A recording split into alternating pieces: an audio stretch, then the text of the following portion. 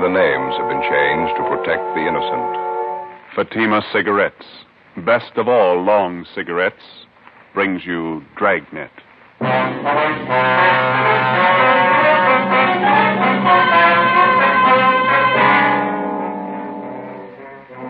You're a detective sergeant. You're assigned to robbery detail. 3 persons are shot down in a $12,000 holdup. One of the bandits is apprehended, convicted, and sent to prison for life. The other one is still at large. Your job, get him. If you want a long cigarette, smoke the best of all long cigarettes. Smoke extra mild Fatima. Yes, Fatima is the king-size cigarette which contains the finest Turkish and domestic tobaccos superbly blended to make it extra mild, to give Fatima a much different, much better flavor and aroma than any other long cigarette. That's why Fatima has more than doubled its smokers coast to coast. Enjoy extra mild Fatima yourself. Best of all, long cigarettes. It's wise to smoke extra mild Fatima. It's wise to smoke extra mild Fatima.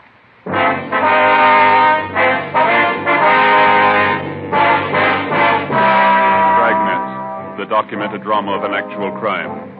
For the next 30 minutes, in cooperation with the Los Angeles Police Department, you will travel step by step on the side of the law through an actual case from official police files.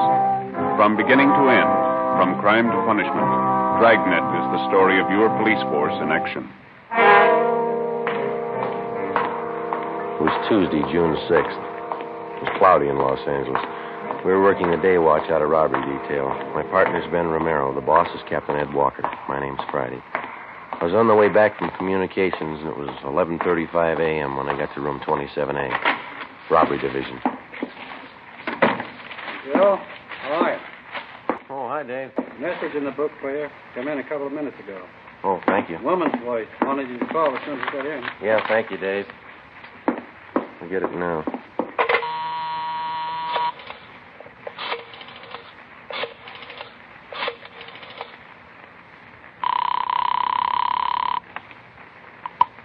George Street Juvenile Bureau, Miss Bentley. Policewoman River there, please. Just a minute. River? Hold on, please. All right. Miss River? Dorothy? Joe Friday. Oh, yes, Joe. You get the message? Yeah. You worrying about your purse? I can't find it anywhere. Did I leave it in your car last night? Found it this morning. I can leave it at the desk here if you like. You can pick it up sometime today. Oh, that'll be swell, Joe. Thanks a lot. Sure, Dorothy. I had a wonderful time last night, Joe. I certainly enjoyed it. Yeah. Pretty good movie, huh? They, Dorothy? Yeah. Mother and I were talking this morning at breakfast. Mm-hmm.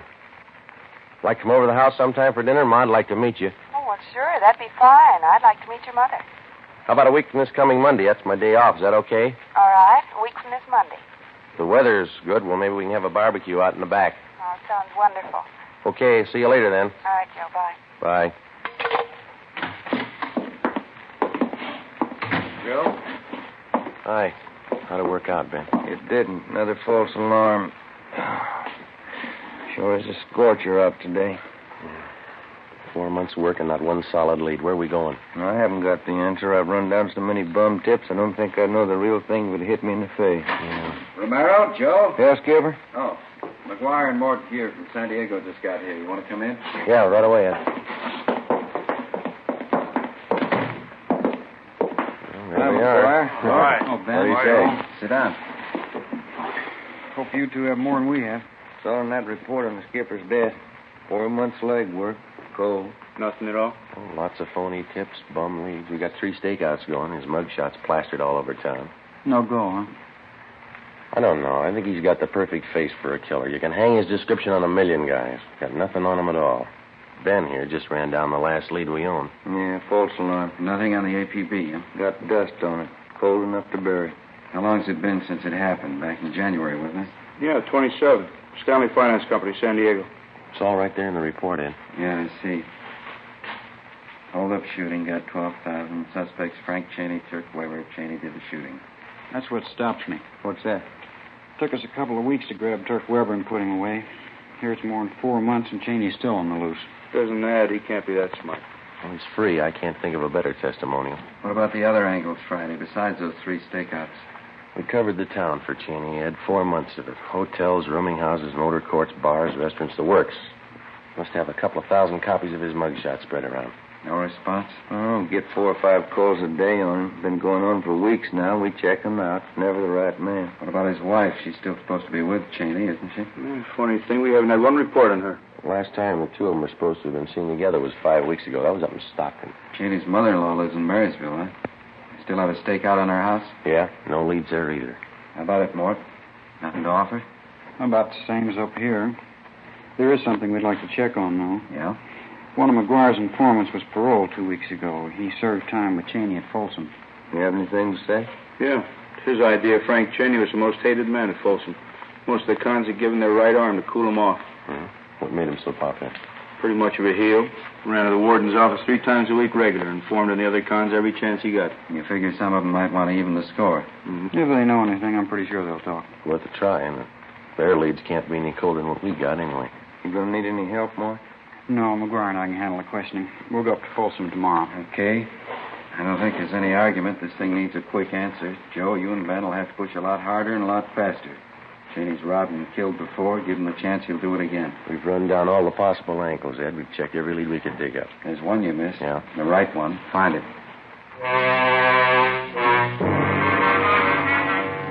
From the day Frank Cheney had been identified as the killer in the San Diego hold-up murder 4 months before, all of us realized the danger of another killing as long as he was loose.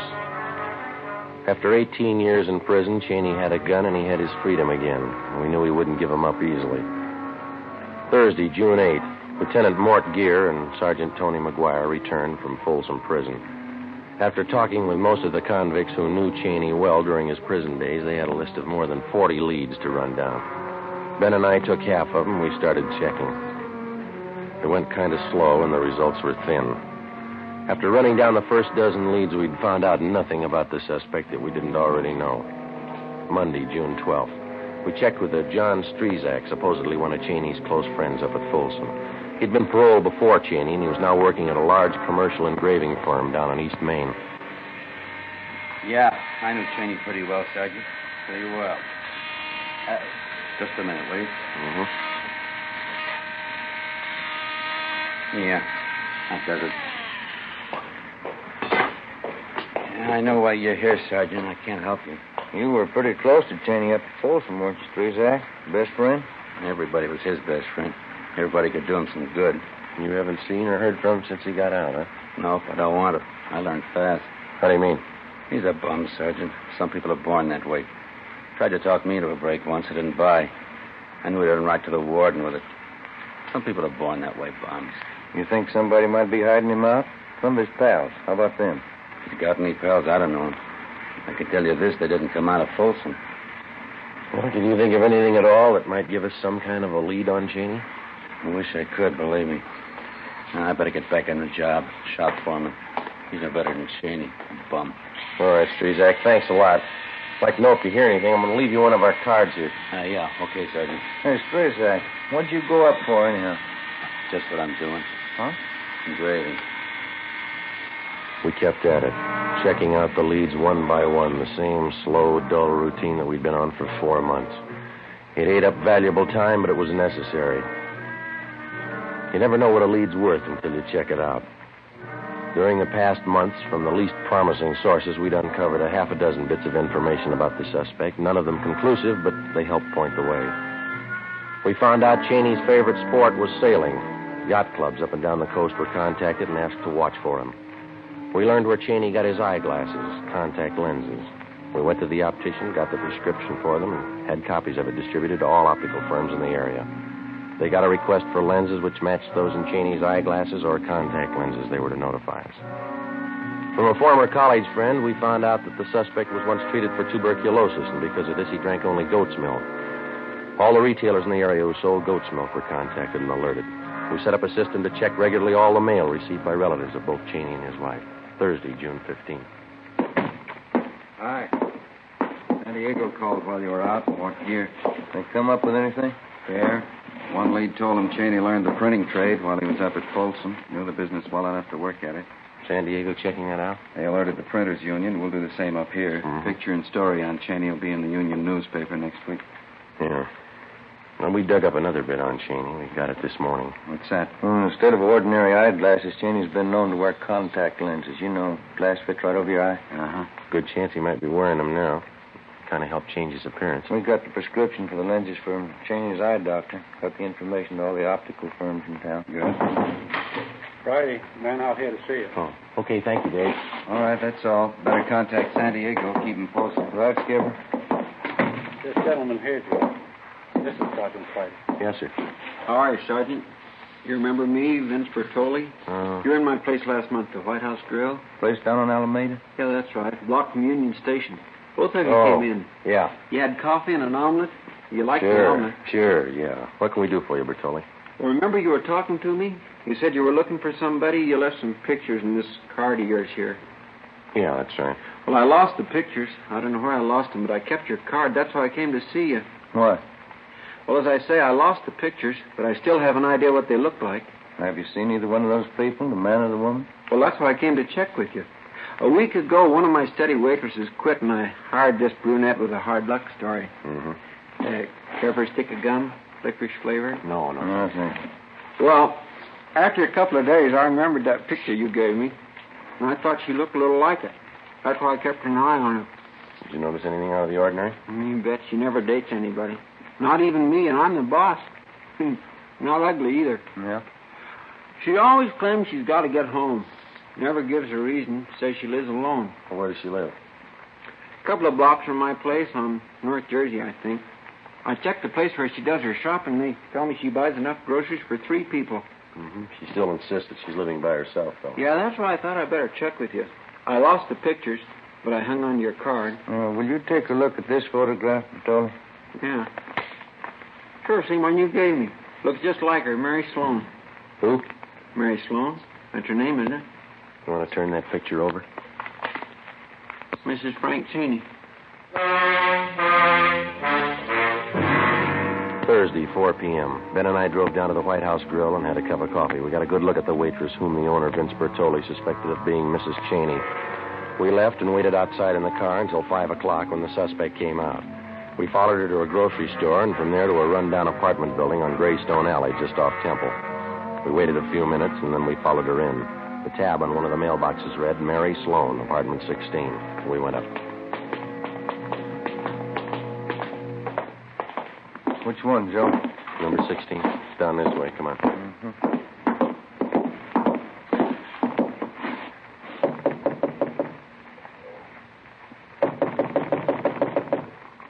I guess we better try the door. Who's there? Who is it? Police officers, open up. What do you want? Open the door. Just a minute. Anybody else in here? My brother. He's sick. Sleeping in the next room. He can't be disturbed. Come on, Ben. You can't go in there. Honey, the cops! Get out! Joe, the window. All right, get back inside here. Come on, you. Let me go! Let go of me! His arms, Ben. Grab him, will you? All right.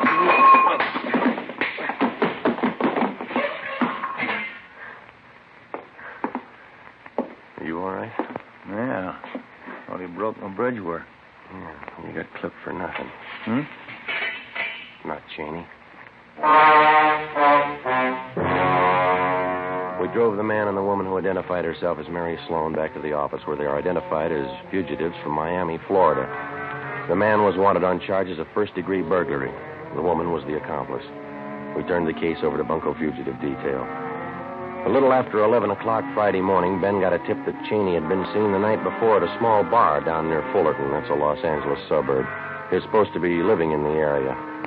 We spent Friday, Saturday, and Sunday tracking it down. It went nowhere.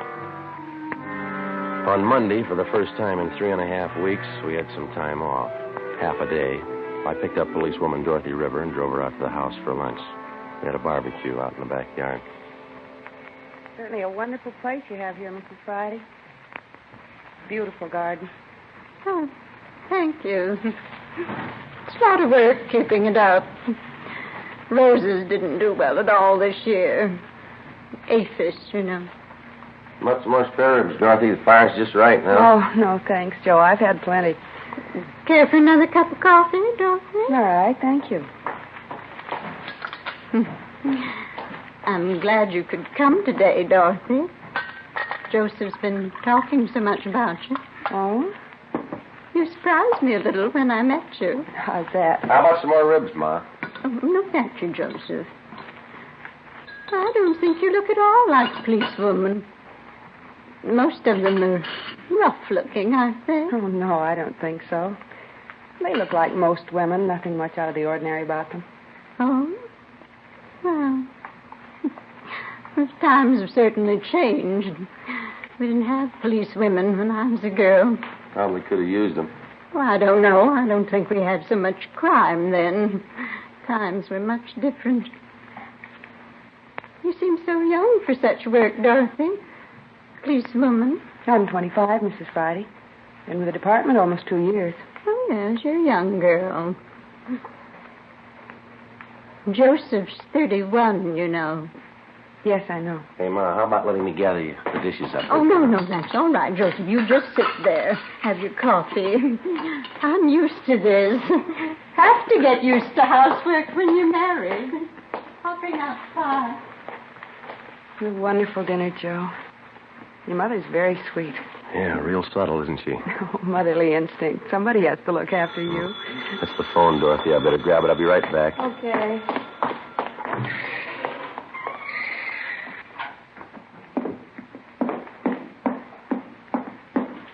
I'll answer, Joseph. Never mind, Ma. Let me get it. Friday talking. This is Walker, Joe. Check back in right away. What do you got? Spring and West Temple, the Second National Bank. Yeah? Frank Cheney just held it up.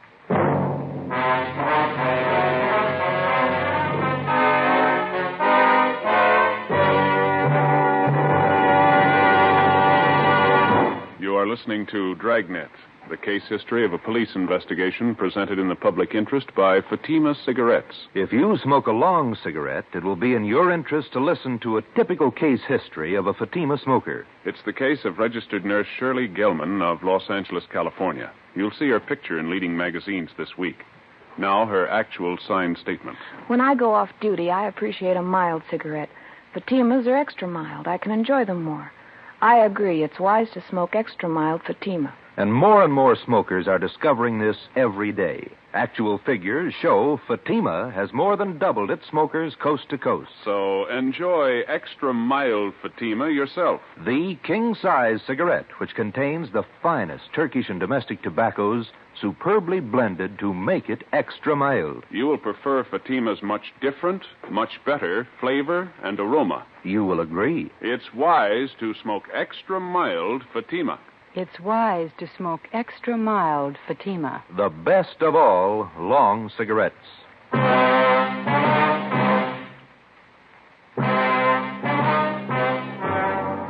Monday, June 19th, 3 p.m. I went back to the office, picked up Ben and Captain Walker, and the three of us drove to the scene of the robbery at the corner of Spring and West Temple, the Second National Bank. Ricketts and Thaxter from robbery detail were already there questioning witnesses. We talked to the bank's vice president in charge at the time of the holdup, Mr. Bronson. He had a welt on the right side of his head and was pretty badly shaken. He had his hand in one of his coat pockets, and he walked straight over to me. It's the first thing he said. This is a holdup. You're positive of the identification, Mr. Bronson? I'm certain. This picture here, it's the man, all right. The others will tell you the same. Who's that, Mr. Bronson? The tellers, they all got a good look at him. No mistake. Well, what happened after Cheney approached her? He was very calm, very quiet. Uh-huh. He said, do exactly what I tell you. Call for help, and I'll kill you.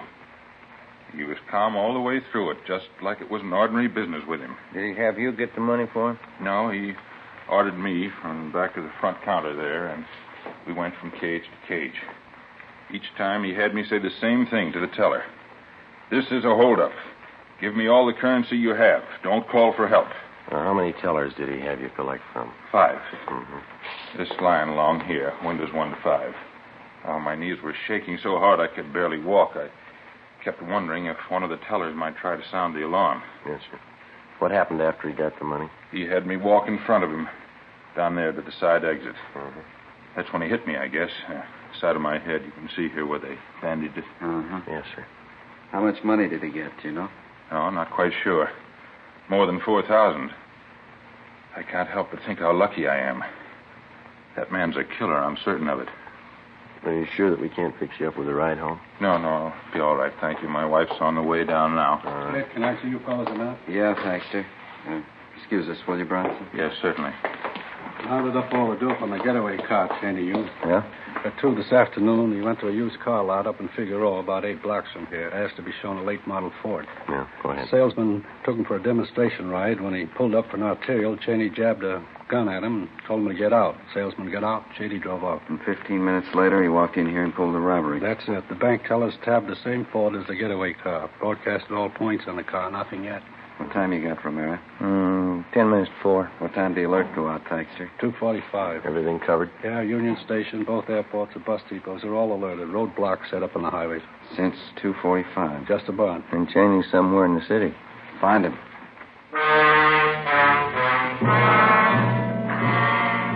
6 p.m., the search went on. We called into the office and had them notify San Diego of the latest developments in the case. At 7 p.m., the weather started to cloud up. Still no sign of Cheney or the getaway car. At 8 o'clock, it started to rain. A few minutes past 10, a two-door Ford sedan was found abandoned on San Pedro Street near South Park. The license number matched that of Cheney's getaway car. The sedan was impounded and towed to a garage for fingerprinting. Ben called the office, and an emergency detail from Metropolitan Division was sent out to help in a house-to-house canvass of the neighborhood where the car had been found. By 4:30 the next morning, we'd gotten nowhere, so we decided to give it up until later in the day. At 6:30 a.m., we had poached eggs and coffee at an all-night drive-in. 7 a.m., it was still raining. We checked back in at the office. I don't know. Seems like every time we have to work late, it's going to rain. You got any of those little white tablets in your locker? That breakfast gave me indigestion. Yeah, I think I got a few left. That reminds me, how'd the dinner come off yesterday? Two of them get along all right? Oh, all right. You know how it is. Ma had her usual few things to say. Oh? Dorothy handled it pretty good. Good sense of humor. A nice-looking girl. Sensible. Hi. What do you say, Earl? You any good? No, not much. Phone message in the book for you. You're supposed to call as soon as you get in. Hempstead 4219. No name? No, you're supposed to call the number, that's all. Oh, okay. Well, how's the new house, Earl? Pretty good. Takes a lot of money. Got the forms in for the patio. I'm going to pour the cement this weekend. Mm-hmm. Got the place fenced off yet? Not yet, no. Those pickets cost money. Fellas are telling me that you're doing all the work yourself, huh? Me and the brother-in-law, yeah. Cost a lot of money, a new house. Sounds good, Joe. Who was it? Frank Cheney's grandfather. Yeah? Says to come over right away. 7:30 a.m. It was still raining. Ben and I drove out to the older section of the Wilshire district to the Cheney mansion. It represented one part of the suspect's life that we could never figure.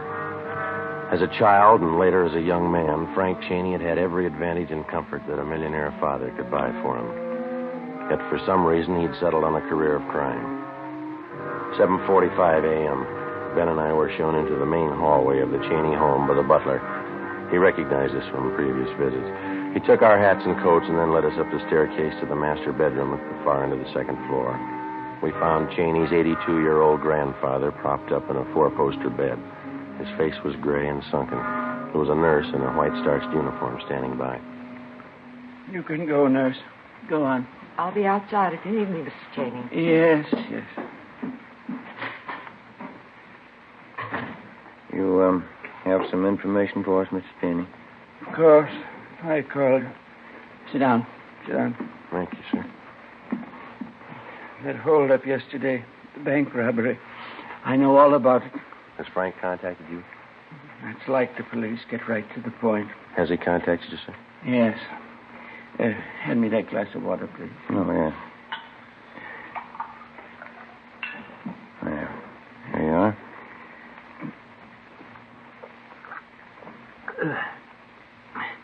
Thank you. No, leave it on the table there. Oh, yes. When Frank got out of prison last year, he came to see me. I offered him one more chance. I told him if he decided to earn his way, he'd have all the help I could give him. He said he would. Yes, sir. I was a fool like everyone else. I believed him. Any idea where Frank is now? I gave him everything it was possible to give him. He wrecked the family, his father's life, my life. Everything he touched, he ruined. You know where he is now, sir? He telephoned me day before yesterday. He was going away, Central America. Why didn't you notify us? He was going away. I thought it'd be better. We've had enough notoriety, newspaper stories. How is he going to get to South America, sir? Swedish ship. He's going to work his way. He called from San Pedro. He's staying in some hotel there. You don't know the name? Find him, take him away. Bury him someplace. Okay, Joe. Yeah. Thank you very much, Mr. Cheney. Sergeant. Yes, sir? Frank will have a gun. He'll try to use it. Yes, sir. Kill him. 9 a.m. Ben and I went back to the office and put in a call to the Swedish Vice Consulate on South Spring Street. They told us that 3 days before, a man answering Cheney's description had signed on the Swedish motor ship Southern Cross as a member of the engine room crew. We picked up Sergeants Thaxter and Davis and drove down to San Pedro. The Southern Cross was still taking on cargo when we got there. We showed Cheney's mugshot to the first mate. You're the American. Cameron, that's him. He signed on this trip. Is he aboard the ship now? No, he's right up there on deck. The boss there. I guess he went below. What if you take us to him, please? All right. Lindgren! Ja? Kom över kommand en liten stund. All right, this way. The gangway, mind you. Better watch it, Ben. Yeah.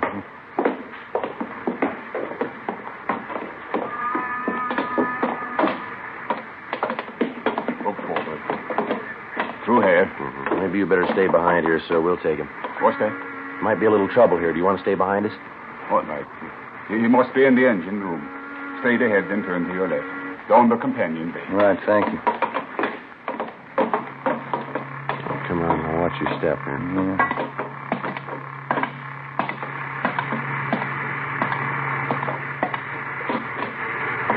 Joe. Down there. It's in. Come on. Spotted him. All right, Cheney, hold it. He's making a break. Come on. He's going topside. Hustle. Come on, up the ladder. Look out, Joe. Give it up, Cheney. He's going for the gangway. Down, Ben. Yeah. All right, stop him. Come on.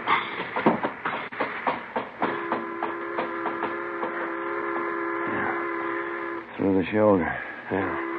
Bumped his head when he fell. Better get the cuffs on him. Yeah. Where'd everybody disappear to? I guess you didn't notice when we came aboard. Huh? Look topside. See? Red flag. Oh, yeah. Taking on fuel, huh? There's some of the cargo right over there. Oh. High explosives. The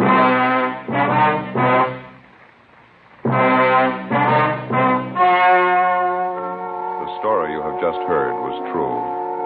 Only the names were changed to protect the innocent.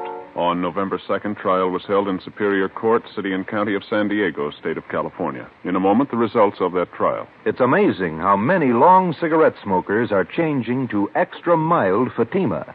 Here is the actual report. From coast to coast, extra mild Fatima has more than doubled its smokers. Yes, more and more smokers every day are discovering that Fatima is the king-size cigarette that is extra mild. Extra mild because it contains the finest Turkish and domestic tobaccos superbly blended to make it extra mild, to give it a much different, much better flavor and aroma. Enjoy extra mild Fatima yourself. Best of all long cigarettes. It's wise to smoke extra mild Fatima. It's wise to smoke extra mild Fatima.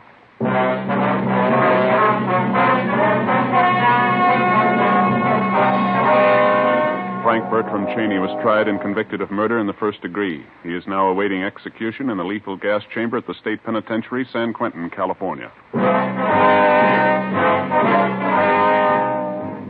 Fatima Cigarettes, the best of all long cigarettes, has brought you Dragnet from Los Angeles. This is NBC, the national broadcasting company.